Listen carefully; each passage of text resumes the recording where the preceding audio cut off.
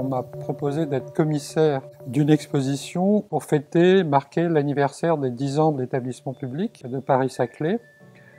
Et d'emblée, le commanditaire, enfin les interlocuteurs que j'ai eus, ont accepté l'idée non pas de faire une exposition traditionnelle où on choisirait des œuvres déjà existantes, mais ce qui est assez rare et assez audacieux, de passer commande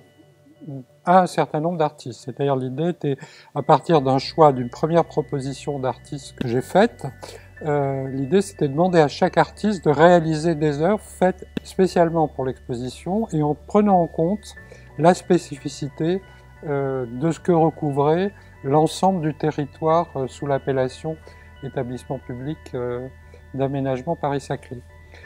En discutant un peu, en regardant un peu cet ensemble que je connaissais mal, je connaissais par ailleurs mais mal, ce qui m'a paru évident de suite, c'est de faire une exposition autour de la notion de paysage, au sens large du terme,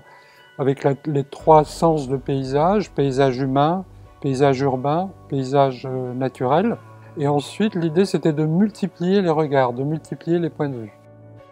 Il y a trois photographes, enfin trois artistes qui utilisent la photographie,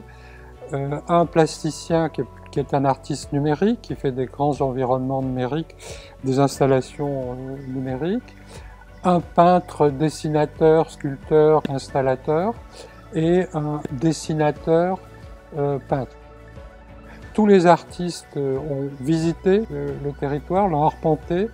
et l'idée c'était que chacun remonte de cette traversée des œuvres, des points de vue, qu'est-ce qui les intéressait, qu'est-ce qui retenait, qu'est-ce qu'ils avaient frappé. Et donc non seulement ils ont tous joué le jeu, mais ils ont été très très généreux, puisqu'au bout du compte on aura à peu près 70 œuvres de très très grands formats, de formats plus moyens, qui vont être exposées dans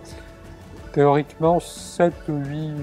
villes sur l'ensemble du territoire, et il y aura sans doute aussi une étape à Paris.